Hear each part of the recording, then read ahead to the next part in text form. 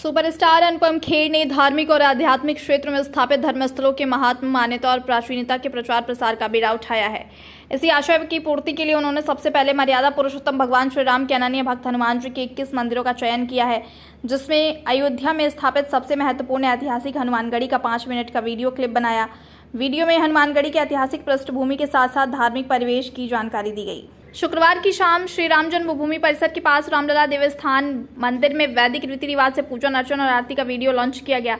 इसके बाद पत्रकार वार्ता करते हुए उन्होंने कहा कि जिस लाल चौक में विगत 30 वर्षों से तिरंगा झंडा नहीं फहराया जा सका, वहां जम्मू कश्मीर से धारा 370 हटाने के बाद प्रधानमंत्री के घर घर तिरंगा के आह्वान करने के बाद लाल चौक ही नहीं, हर घर तिरंगा लहराया गया। उन्होंने कहा, जम्मू कश्मीर में बहुत ही तेजी से बदलाव हो रहे हैं और हमें लगता है कि वह दिन दूर नहीं होगा जब हम अपनी मां को पुनः अपने पैतृक आवास ले जा सकेंगे।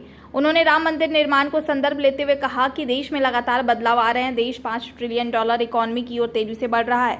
हमने जिस तरह से G20 का आयोजन किया, उसने पूरे दुनिया में हमारे देश को उच्च स्तर पर स्थापित किया है। एक प्रश्न के उत्तर में उन्होंने कहा कि हमारा धर्म स्थलों को लेकर प्रचार प्रसार करना उन लोगों के लिए करारा जवाब है जो सनातन धर्म पर तथाकथित तौर पर उंगलियां उठा रहे हैं। उन्होंने कहा कि देश दुनिया को भारत के पूजनीय और वंदनीय देवी देवताओं के धर्मस्थलों की सही जानकारी होनी चाहिए। इस उद्देश्य की पूर्ति अनुपम खेर स्टूडियो करेगा। देखिए, आपका इस प्रेस कॉन्फ्रेंस में जहां हम 21 हनुमान मंदिरों की बात कर रहे हैं, कश्मीर पे सवाल करना ये बात को साबित करता है कि कश्मीर फाइल ने अपना काम कर दिया। वरना 32 सालों में किसी भी पत्रकार ने मुझसे कश्मीरी ब्राह्मणों के बारे में कभी सवाल नहीं किया। हर 19 जनवरी 1990 को बात करते थे हम, एक दिन के लिए ट्रेंड करते थे।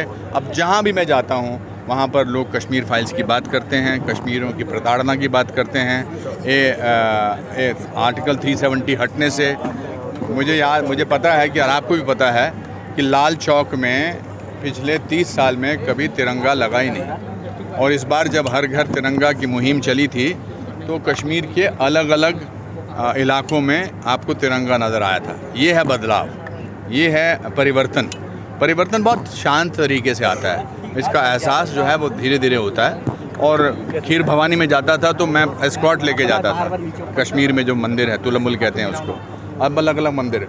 अब DAV स्कूल फिर कश्मीर में 28 साल बाद शुरू हो रहा है। दयानंद एंग्लो वैदिक हायर सेकेंडरी स्कूल 28 साल चला ही नहीं।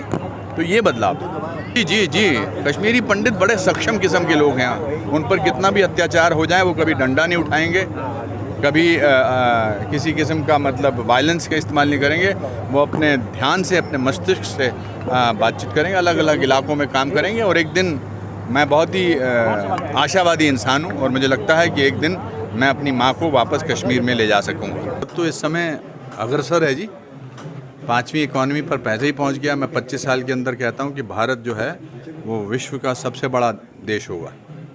और ये सच बात है। और ये सिर्फ मैं जोश में नहीं कह रहा। अब आपको पता ही है कि कैसे हमने G20 का आयोजन किया। कितने हमारे लिए गर्व की बात है कि हम सिर्फ 77-78 साल पुराने देश हैं और इतने देशों में हमने इतने सालों में हमने इतनी तरक्की की है। तो ये हर दिशा में हमारे को जाना चाहिए।